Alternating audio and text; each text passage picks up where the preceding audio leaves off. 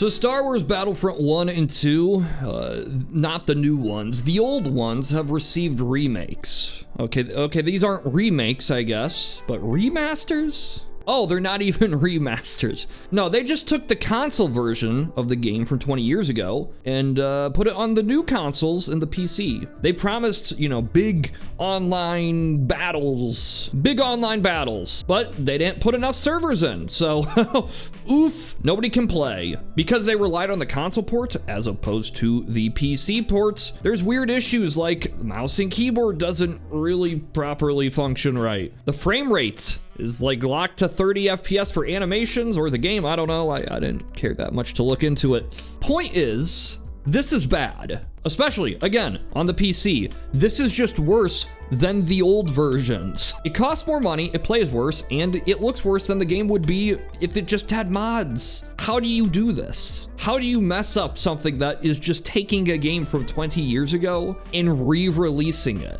Some people have blamed EA for this. It's not EA's fault, as far as I can tell. EA has nothing to do with this. It could be Disney's fault, but honestly, it's probably the developer slash publisher Asper? That sounds like a slur. They're just a port house, pretty much. They take games, port them to other platforms. Their last release was less than a month ago with Tomb Raider Remastered, so I'm gonna guess that this Battlefront thing was not their top priority in 2024. Now, personally, I don't care that much about this botch release. It's just another brick in the wall for the falling gaming industry. What this got me thinking, how do we solve problems like this? You know, people always say, vote with your wallet, wait for the reviews. But this is just a re-release of games that people have already been playing for 2 decades. And they messed it up. The strategy of screaming, don't pre-order, wait for the reviews, that's not working. It has not been paying off for the past decade. So maybe us, should try a different approach. On PC, on the Steam, every time I've bought in a game that I'm just not exactly happy with, I return it within 2 hours because Steam lets you do that. No questions asked. I'm sorry, not within 2 hours, 2 hours of playtime. So why don't we do this? Why don't they do this on the game consoles? I know Microsoft has a return policy. It's not great, but it is better than what Sony does on PlayStation. But again, still not great. I think what we need is an easy and simple solution to just return games on console.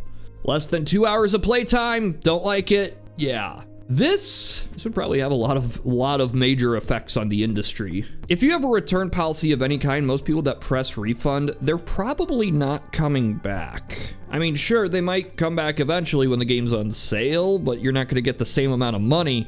And even then, new games just might be trending by that point. So if you're trying to sell them a multiplayer live service, your game's kind of just dead in the water if everybody starts returning it. And look, I know a lot of people say, well, the consumer needs to just wisen up. They need to do more research. But not everybody is gonna have the time to look into the history of a developer, what online discourse is saying. In fact, a lot of people will just see an ad for something like Star Wars Battlefront Collection, a game that they remember playing when they were younger. They'll buy it without ever knowing about this controversy, and they'll just be slightly disappointed or pissed. But what are they gonna do about it? I'm sure to all the analysts and accountants working in Microsoft and Sony, the idea of giving out refunds seems risky. But I'm here to tell you, it's probably not as risky as whatever's going on now. The average consumer, they don't view gaming as this industry with separate publishers and developers and financial interests who may or may not be able to deliver a quality product. Instead, they just see gaming in the same way that a lot of people view Hollywood.